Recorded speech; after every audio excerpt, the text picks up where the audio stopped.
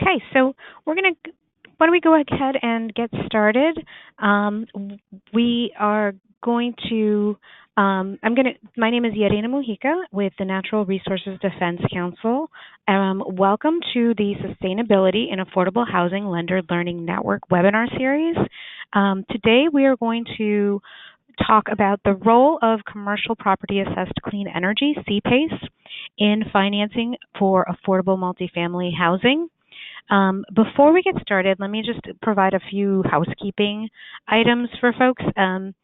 First, throughout the webinar, please use the chat box that you should be seeing on the right-hand side of your screen to insert any questions that you have, and we'll make sure that we raise those questions as we're going through the session. Also, just to let folks know, we will be recording today's session, and so we can make that available to folks after the webinar has completed.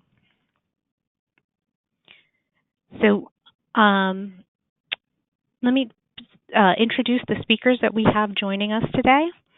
Like I said, my name is Yerina Mujica, and I'm representing the Sustainability in Affordable Housing Lender Learning Network, which is part of a coalition called the Energy Efficiency for All Initiative Coalition.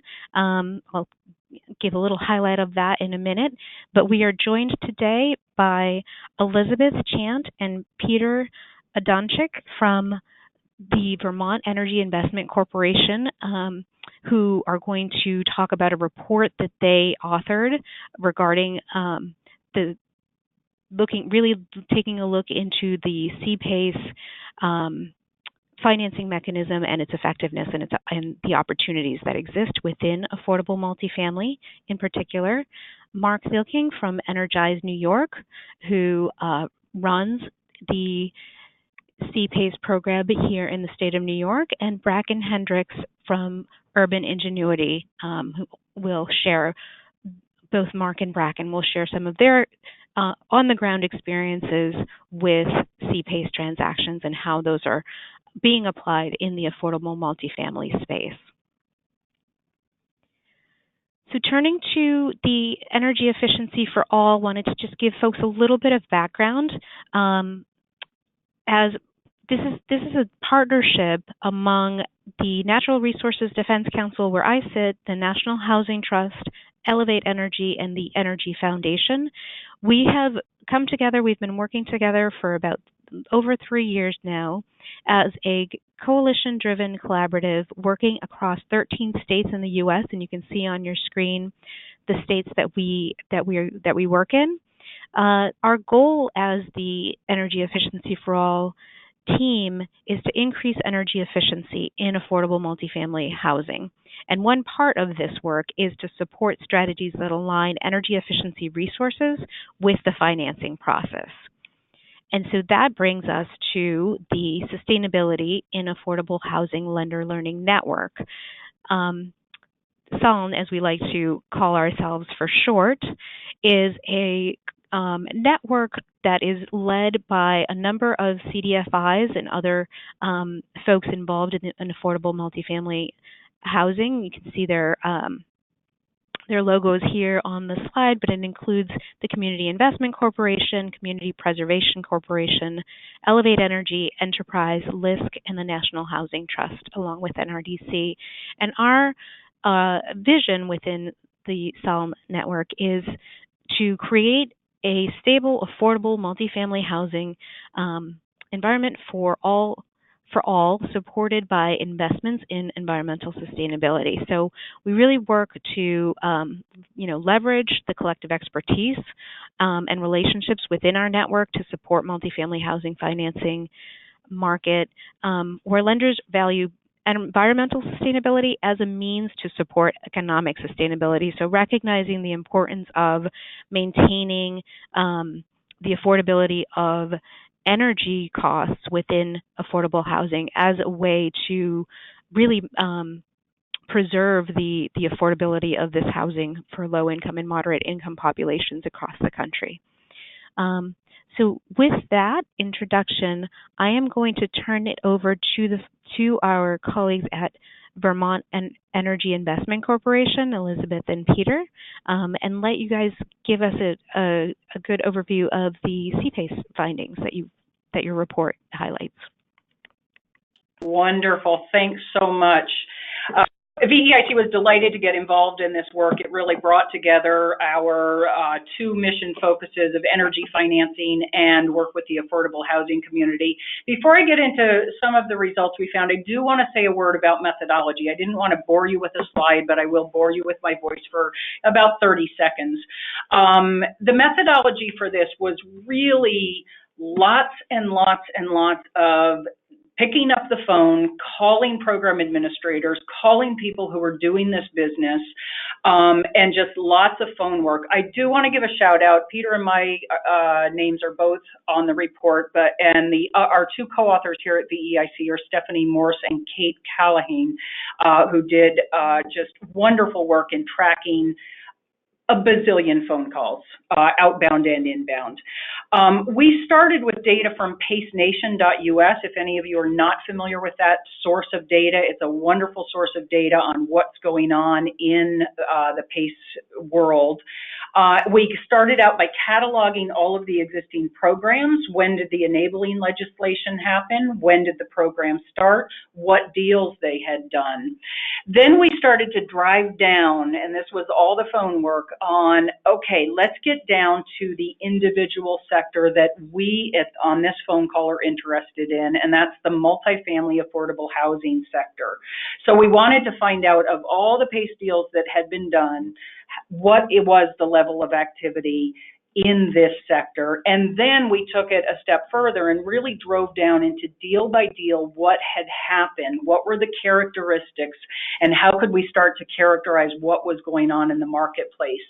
As you'll see from the slide that's up right now, commercial PACE, CPACE, financing started in 2009, but it had a pretty slow start. It has been rapidly advancing in deal flow in the last 2 to 3 years. The data that we were looking at went through September of 2017. We're now 6 months after that, so that curve will have gone up even more at probably an increased accelerated pace.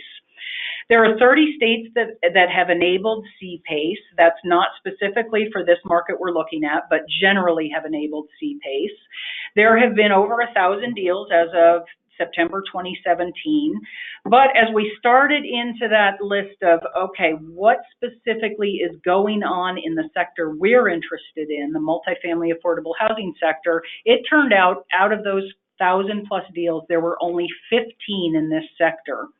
Of those 15, they were all in the assisted housing or the naturally occurring affordable housing sector, subsectors of the sector we're interested in. Next slide, please, Bettina.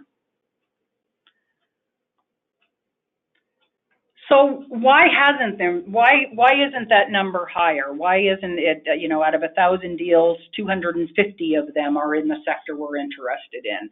Well, a lot of it has to do with the natural complexity of multifamily affordable housing deals. Anyone who has been in the multifamily affordable housing financing sector knows that these deals are complicated. And to add energy efficiency and what really was a new financing instrument for the first years of its existence onto an already complex deal made it that much more complex and slowed the uptake in the deal flow. We had to also point out that in the multifamily affordable housing world, there is often access to more favorable financing. Peter will talk in a minute about looking at the favorability of the term of the loan and the rate of the loan.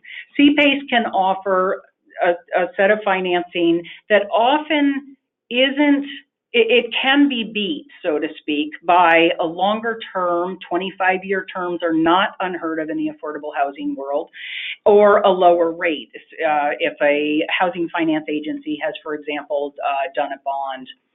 Another big factor in why there's not more uptake is the absence of technical support. CPACE is a financing instrument, and it doesn't include all of the technical needs that we know the average owner or operator of affordable housing needs in order to move to a deal being done that includes energy efficiency. Just like any energy efficiency program, owners struggle with competing priorities, and energy efficiency is not always at the top of the list. That's not specific to CPACE. That is a struggle in the entire energy efficiency industry. And then last, I do want to point to HUD criteria, that HUD had worked to develop criteria, helped the market tremendously, and yet there were pieces of that there was confusion in the marketplace about what exactly was needed. When we started talking deal by deal, we found out that even though a state attorney general opinion was required for a state to move forward, as of September 17, only one of those opinions had been issued. What we hope is by putting that opinion in the report, other attorney generals can pick up on that and start to move that forward.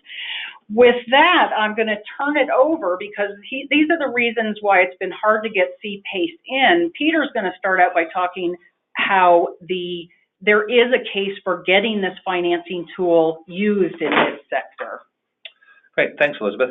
Well, I'll start, and again, we're trying to keep this moving right along. We want to leave plenty of time for both the specific program discussions and also for the Q&A, which I hope will meet people's needs and expectations for this call.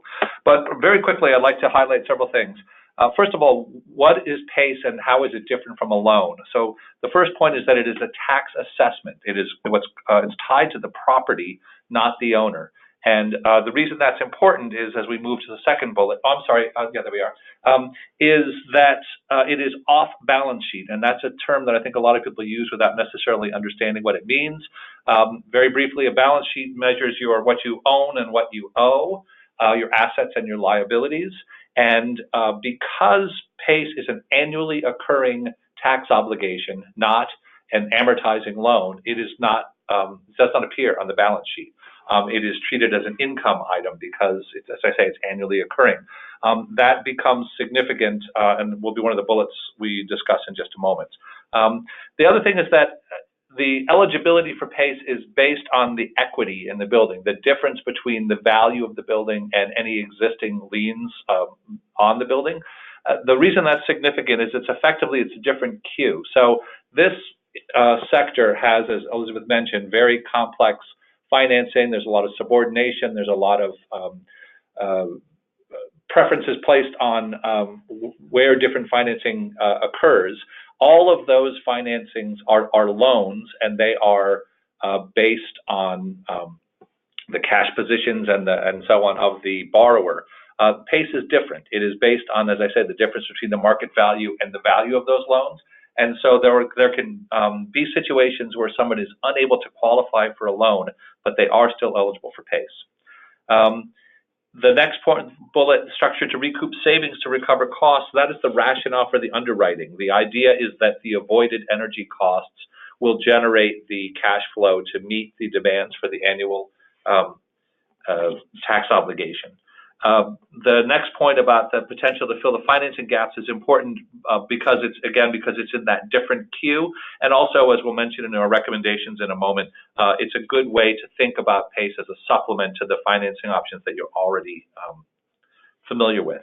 The last bullet on this slide is quite important, and that is that it is a standard clause in a commercial mortgage or a non-residential mortgage, I should say, to be clear, of what's called due upon further encumbrance. And what that means is anybody who holds a lien on a property must give their consent for any additional liens placed on the property, whether they are senior to them, above them, as in the case of a tax assessment, or even if they're subordinate. So what that means is, and this is a really important point, is that Elizabeth mentioned earlier those 1,000 PACE assessments. You can be assured that the vast majority of those projects had existing liens on them, and those projects happened with the consent of the existing lien holders. And why would they do that? They would do it because they see needed work being done, required maintenance, very frequently badly deferred maintenance. They see the value of their collateral, the building, improving because of the measures that are being done to it, and they see the operating expense of managing the building going down as a result of the energy reductions. So the takeaway from this is PACE financings happen when they make good economic sense, and everybody agrees that that's the case. Next slide, please, Bettina. So our recommendations are to encourage open CPACE, and what that means is the more than one potential capital provider. The reason we're saying that is really as simple as that the competition leads to lower prices, and the PACE market is maturing to the point that there are alternate sources available, and we think that's a trend that should be encouraged. The second bullet, pursue deals with few barriers to start, is simply highlighting the effectiveness of seeking some early successes to get people comfortable with the fact that this can work going forward. A great example of that is the Public Housing Authority opportunities. There's the Rental Assistance Demonstration Project, or RAD. There are projects that are being converted, and in their conversion, they have become eligible to take liens on the property. This represents an enormous market opportunity for buildings that previously had not been able to take these liens to be able to consider PACE assessments. We found in our conversations with people from HUD that they were eager to get the word out and to talk to people, so we're recommending that people document their communications with HUD and disseminate it, broadcast it to people, and make them aware of the progress that they make. Although not all PACE programs require positive project cash flow, we recommend it as a best practice. Again, the underwriting rationale is that the avoided cost, the savings on the energy bill will produce the cash flow that meets the tax obligation. If that arithmetic doesn't work, then it leads to the question, where is the repayment source? We recommended considering the local development corp. Mark will be speaking about that in a moment, but just to say that it has the benefit of being a local, as the name implies, government entity, and is able to potentially contemplate smaller projects than otherwise. The final two bullets are to consider that one of the value propositions of PACE is that you can have a very long term. There was some discussion, we spoke to people about doing interest rate buy-downs and subsidizing rates. We just want to highlight the fact that provided that you do not exceed the useful life of the energy measures that are being financed, going with a longer term at a market rate as opposed to a shorter term with a subsidized rate is a more sustainable approach. And finally, to encourage people to consider working with the public housing authorities in the sense that a rising tide will lift all boats. We'd like to suggest that if your conversations with PHAs are productive, that will be helpful for others to understand, both on the regulatory side and program side. And then finally, just to remember that the USDA rural development is a complement to HUD, and that there are many affordable housing projects that are not in urban areas. Next slide, please, Bettina. And so those were for policy and programs. The previous slide, this one's for owner-operators of multifamily affordable housing. We urge you to consider commercial PACE as a gap financing, again, because it's in that separate queue. There are situations where there's only a certain amount of financing per unit, for example, available through government financing supported programs, and PACE can supplement that. I believe Bracken will give an example of that momentarily. At the risk of stating the obvious, commercial PACE can be best achieved during major refinancing events. It minimizes the so-called brain damage. It addresses the issue that equity investors may be indifferent or even have disincentives to reduce operating income during the compliance period. So when a major refinancing event is available, PACE can be an important part of that. And then finally, we just encourage you to work with the HFAs and to document and codify and share your information and successes with others. That's it for me. Thank you.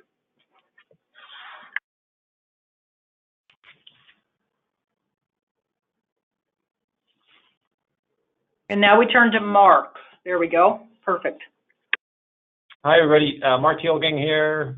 Thanks for hosting this webinar. I also want to thank NRDC, Energy Foundation, Irina, to focus on this sector is near and dear to our hearts, and to have it all laid out in a report like this really helps the marketplace move forward with focusing on this sector. So I have some introductory slides first and then some case studies. My role here on the webinar is, again, to unpack some of the challenges we faced in successfully financing some of these affordable housing projects here in New York. And while I think we're all learning how to do things better, these projects certainly brought out a lot of what the report highlights. In particular, two aspects that we focused on in closing our projects is building capacity with the affordable housing building owner, as well as keeping rates as low as possible so the most amount of project cost could be financed. So, but I got ahead of myself. Just by way of introduction, I'm the executive director of the Energy Improvement Corporation. We're a not-for-profit local development corporation controlled by municipalities across the state that wish to offer PACE financing. We're funded by New York State's Energy Office, NYSERDA, as well as formerly funded by DOE to create this shared service enterprise so that municipalities do not have to recreate the wheel every time they want to create a PACE program, that there is one entity throughout the state, ex-New York City, that would be available for them if they wish to offer PACE. Go to the next slide. In New York State, those municipalities that have passed the local law are in green, and that represents about 50% of the population of New York State. Outside of New York City, the areas in orange are discussing activating PACE. That represents about 35%. So we are on the way to providing a single market outside of New York City for PACE, which is, again, meant to bring down costs for the developers and capital providers that work in New York. The idea is to, again, create a systematized structure so that it's ubiquitous across New York State. Again, bringing down costs and hopefully bringing down interest rates and creating the most attractive terms for the capital that will be deployed in this sector as well as other sectors. Go to the next slide. I think you have to advance through this slide. There we go. Keep going around till it ends. Perfect. So our capital structure should look very familiar for those that are familiar with issuing revenue bonds that are backed by municipal tax payments. We took the model straight from New York State's Environmental Facilities Corporation that funds water and sewer projects around the state in behalf of municipalities. We issue bonds to fund projects, which then the property owner that received that benefit pays a tax charge to the municipality, which then remits back to our bond trustee. And again, this idea was to keep costs and familiarity as low as possible so that people would be able to source capital at the cheapest possible rates to benefit our members. Go to the next slide. So because we're controlled by local governments around the state, they all wish to focus on every single building within their community, inclusive of the not-for-profits and affordable housing entities. So that means that we really had to think through, again, how we would address these challenges in particular and how PACE could address them more directly. Again, as I mentioned earlier, two things that popped up most directly when we were focusing on this building stock is that most of these building owners that own or manage affordable housing do not have any extra capacity to focus on a project the size of an energy efficiency project. Sure, they sometimes get the lighting done, but if they really want to dig deep into the potential of the building, they need extra help, extra capacity, certainly technical skills that are not available on staff. So I have an example later on that talks about how we assisted many of these projects to move forward with that technical assistance. As a service provider, we don't do that directly, but we refer these building owners to resources available here in New York or private resources to facilitate that. But that's a really key element to moving forward. We have many, many more projects that have not moved forward because of the capacity constraints within these types of entities. And that is unfortunate, but I think if there were one thing that came out from our perspective, adding capacity at that level to address these challenges would really spur demand. The other element is keeping rates low, meaning interest rates as low as possible. So we've been able to avail ourselves of municipal-related characteristics of PACE that have been able to bring down rates and make those projects affordable. So if you go to the next slide. So this project is a naturally occurring affordable housing project in Mount Vernon that we financed about a year ago. Initially, this project came in to us just wanting to swap from their oil-fired burner to gas-fired. Tremendous cost savings right off the bat, but they really didn't have much more interest in going beyond that because they really didn't have the skill set or the capacity to do so. When referred to NYSERDA's Multifamily Partner Program, though, where extra capacity was available to them, technical assistance was available, and certainly incentives were available, this project blossomed into a much deeper project that, again, probably wouldn't have happened without that assistance. Go to the next slide. The project included not only swapping out the the oil to natural gas, but also added lighting and pipe insulation as well as windows, which, as we all know, is a very hard thing to finance. But given, again, there was so much cost savings from the oil to gas conversion, this made that affordable, and PACE, given the long terms, out to 20 years, it also made it very doable for this project owner. So in short, the capacity that was available through the Multifamily Partner Program that is run by NYSERDA, in addition to the long terms of PACE, made this project very, very attractive to the building owner. Go to the next slide. So I wanted to touch on smaller projects because I think a lot of our listeners are not only thinking about the big, large, 100-unit plus buildings, but also some of these smaller units that are around the country and certainly around New York State. This project really stemmed from the fact that the affordable housing entity was losing tenants because the building was so uncomfortable, and they were facing very high costs as it related to their infrastructure. Go to the next slide. So the project that was recommended to them by the technical consultant was a comprehensive energy efficiency upgrade, not just a boiler swap, but actually looking at the building as a system and addressing the issues related to the building holistically. This is an expensive proposition. Luckily, in New York State, these audits that characterize these types of projects are offered at a very low cost, if not free. So the kickoff was relatively simple, but the financing had to be of low cost to actually make this work for them. In this case, we leveraged our municipal members' qualified energy conservation bonds to bring down the rate to under 3% for 15 years. And that, again, made this project affordable to the property owner. Combining those two elements allowed this project and another project by this building owner to move forward with some great results. Go to the next slide. So the Drum Hill project started out with a need to repair some failing equipment. This was a building that was renovated 30 years prior. Everything was failing, and they were facing some large maintenance bills. They didn't have any capital really to move forward. And again, the real driver on this was the low rate of qualified energy conservation bond capital. If you go to the next slide, 3.14% financing for 20 years really drove the economics. As you can see, there wasn't a lot of excess cash flow to play with here.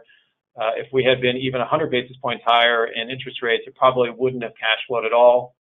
The capacity of the property owner, again, was very limited, so the amount of actual work wasn't that much. It's a big project, but it wasn't that much of the work because they didn't really have the skill set and the capacity to do so. But what they did fix, what allowed them to finance this very successfully, and again, that low rate was a really key aspect to this. Just some other quick points. Again, adding capacity to the property owner, I think, is one of the most important takeaways for this sector in particular. And a couple of products that we're thinking about launching here in New York is something that would simplify the process even more so than what is offered here in the state. For example, a 1 to 3 measure limited product that would target the most cost-effective aspects of a project. It would be a single developer paired with PACE. We think that would really help in economically distressed parts of New York State. That includes affordable housing. These are other components that we're eager to talk to anybody on the phone with. So I'll turn it over to Bracken. Thanks very much, Mark. I'm Bracken Hendrix. I'm the CEO of Urban Ingenuity. Like Mark, we are the administrator of a regional PACE program. Urban Ingenuity runs the Washington, D.C. commercial PACE financing program. In addition, Urban Ingenuity is very involved in sort of doing this work on affordable housing and PACE with a specific focus on affordable multifamily housing and nonprofit institutions more on a national basis, providing technical support. So we're excited by this webinar and by this opportunity to talk to folks more broadly. We do see it as a critically important sector, but one that has to be approached sort of on its own merits and with its own logic.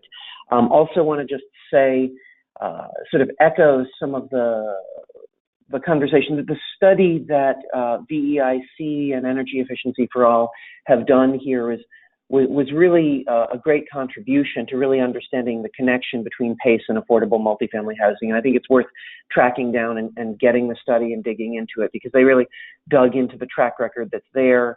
As Peter was pointing out earlier, it's a small, and Elizabeth, it's a small initial number, but because of the nature of these affordable housing projects, they have a longer lead time and they're more complex. We do see it growing steadily and systematically.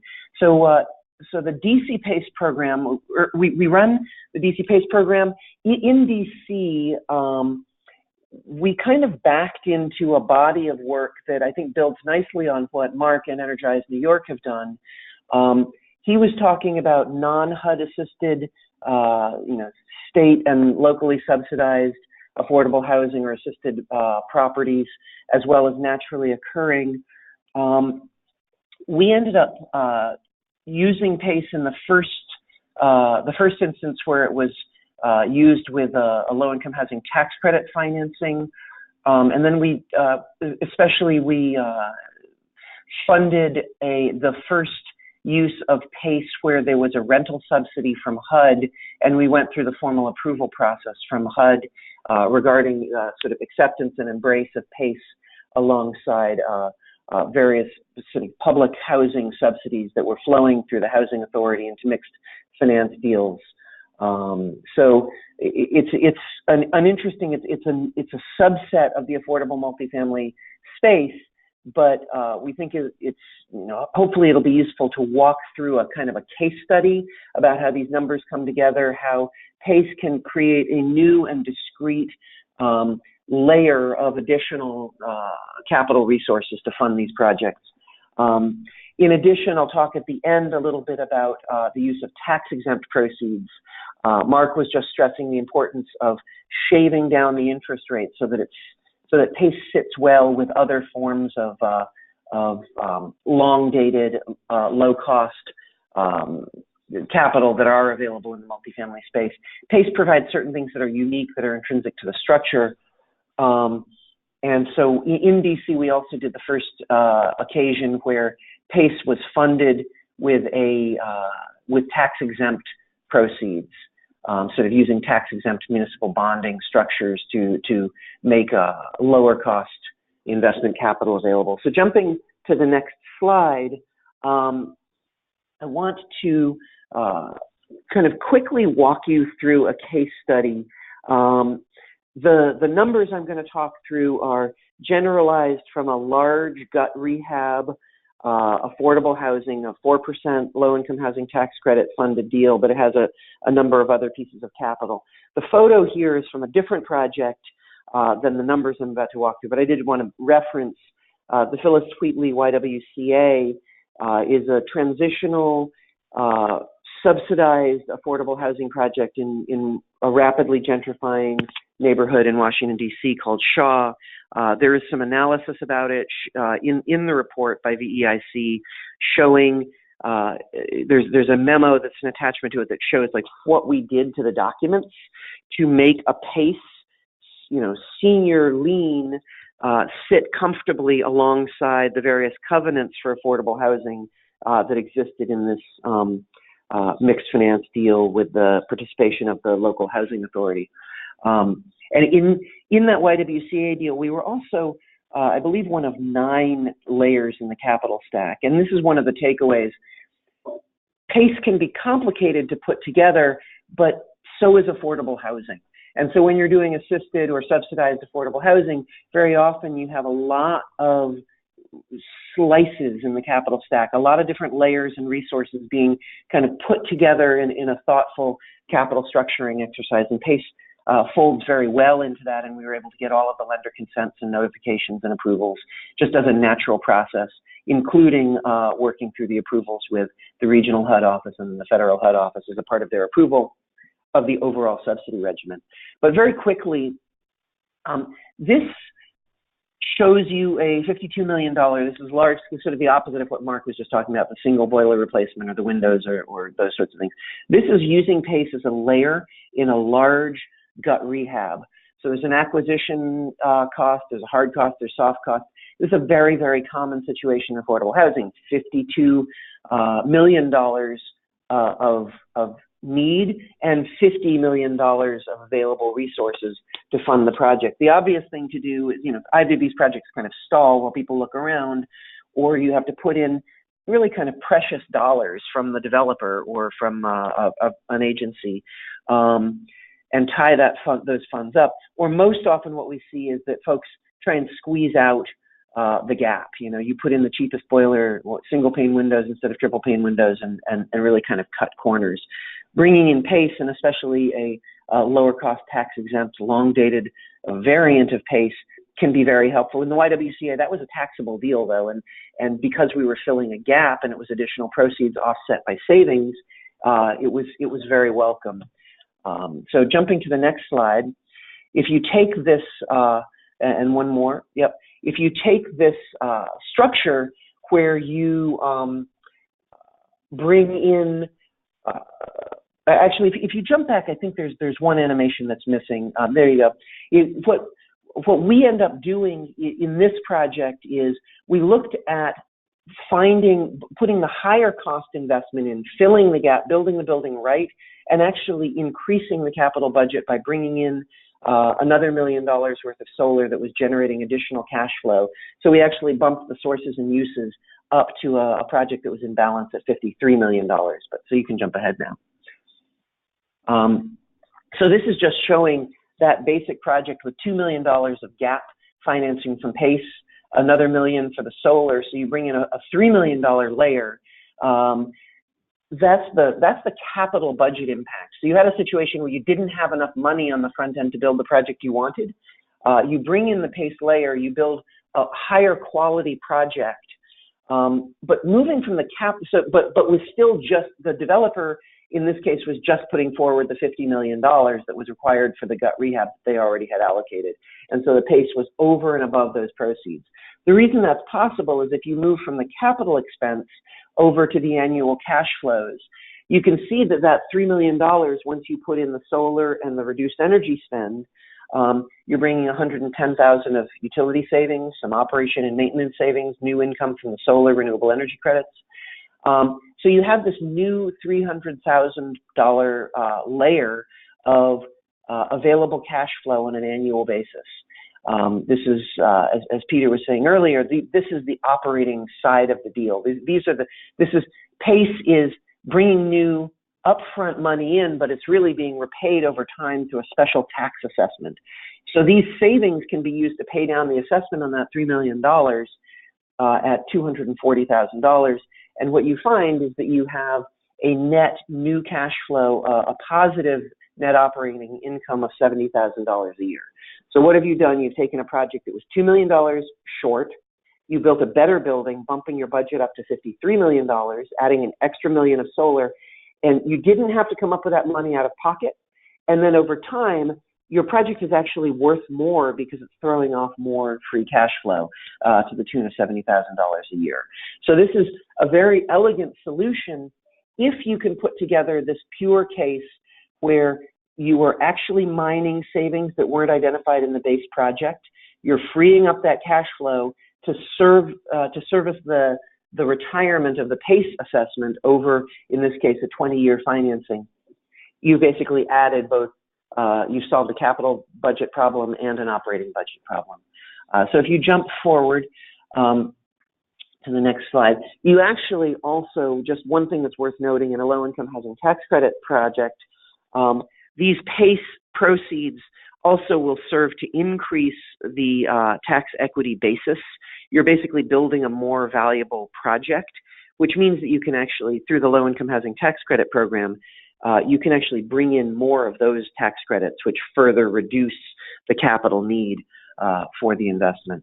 This slide here is just showing you what that $3 million looks like. If you look at it from a CFO's perspective, from a kind of a pure, kind of a green eye shades, value of those dollars. If you had filled that need by dipping into, writing a seller's note, tapping your equity, deferring fees, coming up with the $3 million out of the project and out of the pocket of the nonprofit developer or the agency, those $3 million are repaid. You're capturing all of the savings year over year. You get to keep $310,000 every year. But when you look at it as the highest and best use of those funds, you see that in year one, you're still very negative. You're in the red. And your cash flow on a 5-year basis or even a 10-year basis is still negative because you're very slowly repaying that $3 million. And this is why in a lot of energy projects, people talk about, the repayment period, how long it takes to pay off the capital investment with savings. With PACE, you're actually not spending your own money. So the savings are immediate. Even though there are smaller savings, you haven't put out any money in year one. You're realizing savings, which a great deal of which are going to repay the tax assessment, but year over year, you're $70,000 better off. So your cash flows are positive all the way through. And while the internal rate of return on that $3 million investment was quite weak, if you're assessing the value of that investment on a self-funded basis, with PACE, it's functionally, it's infinite because you're getting savings without spending money. So it's sort of just a free additional benefit through accessing those resilience, green, and sustainability and reduced operating cost benefits. So jumping to what I believe is the last slide from me, we are at Urban Ingenuity trying to stitch together that this photo on the right is a property that I just wanted to mention. It's not in the affordable housing space, but I think it has an interesting nexus. This is a project that we did in Washington, D.C. in a sort of underinvested area of the city called Anacostia. It's an important Main Street project, creating the long-term home for a nonprofit community service agency that's providing family supportive services. And we were able to piggyback on a private activity bond issuance at tax-exempt rates. And we were able to fund the PACE note with tax-exempt proceeds. In this case, it was in the high 3% range, kind of numbers that Mark was talking about earlier. And we actually sold the PACE note to the investor that was the bank that was funding the tax-exempt bonds. And they looked at it and they actually said, these PACE bonds are lower risk because they're backed by the asset, the tax payment, and they actually priced the PACE note cheaper than the regular private activity bond. So it was very gratifying. So what we're doing now at Urban Ingenuity is looking at how to marry these tax-exempt funds with other forms of 501c3 users or affordable housing low-income tax credit projects.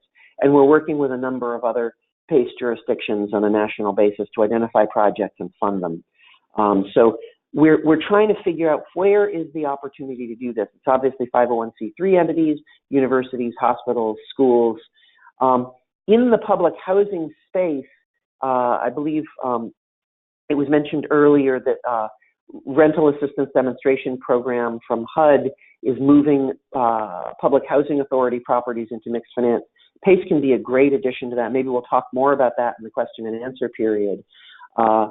So there are very specific places where we think it works very well. The bond issuance obviously has transaction costs. It's probably not going to work for a $100,000 boiler replacement, but $1 million, $2 million project and up, it starts to make sense. As long as we can access new savings to cover the debt service, it sits very comfortably inside a larger capital stack. So we're very excited about this. We think it'll just become a kind of a commonplace thing to do this. At the moment, it's still a little bit innovative, but that's one of the things that Energy Efficiency for All is really doing, is help propagate these best practices and kind of new applications specifically for the social equity, community investment, affordability space. And I think everyone on this call today is very committed to that mission. And I guess I'll turn it back over to you, Irina, maybe, and you're going to bring us into the Q&A, or maybe that's coming from Elizabeth. I'll hand it back to either one of you.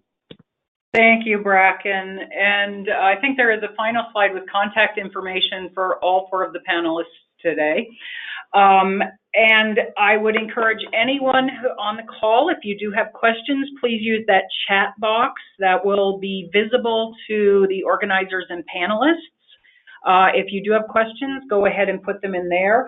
I am going to ask Mark and Bracken to give us a sense of that growth trajectory I was talking about early on, and tell us the number of deals they closed in 2017 and what their expectations of deal closure in terms of number or dollars in 2018.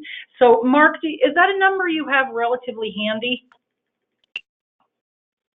Well, not really, only because New York's PACE effort is going to what we're calling PACE 2.0. We're going through some major changes. The state statute was amended and the governor signed in September.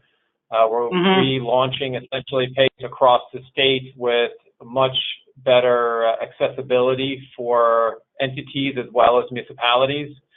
So I would say that our current production and past production was frankly underwhelming.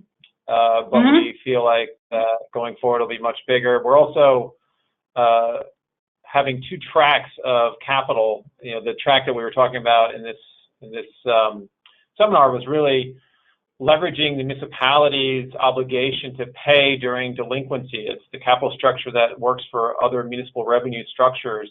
There's a lot of capital out there that doesn't really need that, so we're opening up that pathway as well. I'm not sure it's going to fit as well for affordable housing. I think the existing structure is going to work much better. Rates are much lower. That said, there's a lot more volume that we expect to see. And why don't you ask me a year from now, and I'll tell you. That sounds great. And Bracken, are those numbers that are top of mind for you? Yeah, I mean, I can talk about the trend for sure. So the DC PACE program was around for a pilot year and then 2 full years of operation. And what we saw was sort of, a couple $100,000 in the first year, kind of a lot of heavy lifting on education. Then it kind of jumps to a sort of $1 million or plus in the second year, still a very small volume of closings. And then we saw last year, we were over $30 million that closed in the year. So a big kind of a hockey stick upturn. One of the things that we do see is that these things are very episodic and lumpy. We see a lot of projects kind of moving through a slow gestation period, and then we see a lot of things popping at once. These are construction projects, so it's not a smooth trend line. We see a lot of things that are supposed to happen in the early spring, and then construction schedules slide, and then we see a big race in the late summer and fall as people try and get things done before the cold weather. So we're kind of seeing that. We've got a half dozen projects that are circling right now from, for the 2018 pipeline. They're starting to emerge and get into queue to close. One important thing to note is, different PACE programs are slightly different because they relate to the underlying tax law and by the state and the locality and different slight differences in underwriting. In DC, PACE is essentially construction financing that just automatically converts to permanent. So at the closing, the funds flow in and they help you build the project. Some places, it's more of a takeout financing and things like that. But so we're seeing projects that are getting ready to come to the closing table and should draw down. I will say one of the big things we did in the latter half of 2017 and moving into 2018 is we've been very focused on sourcing appropriate capital, both for DC but for our work nationally, figuring out how to do the tax-exempt bond issuance to take our pilot project and scale it, and to find sources of investors who are who are looking for that type of a kind of a tax-exempt municipal security to fund at longer terms and lower rates. How can we push it out to 30 years? How can we keep that interest rate low? We've had a lot of success on that. And I expect that is, we've got various internal targets. I don't want to kind of jinx it, but, to deploy those sorts of funds, we need to be thinking in terms of, at a minimum, several tens of millions of dollars deployed. It's one of the reasons we're really focusing on C3 as well as housing, and we're focusing on a multi-state strategy, because getting some volume there is key to getting efficient capital. And I think in a single market, you may have one or two of these affordable housing projects moving at a time. I will flag one other thing that I think is a very useful point of entry are the housing finance agencies at the state government level, where they're touching a lot of tax credit deals. They're very conscious of the gaps and who's coming up short. And what we would love to see is for PACE to be a replicable layer to drop into those, those projects that are coming up short, and to see these local and state authorities recognizing that PACE should be brought in as an additional source of proceeds.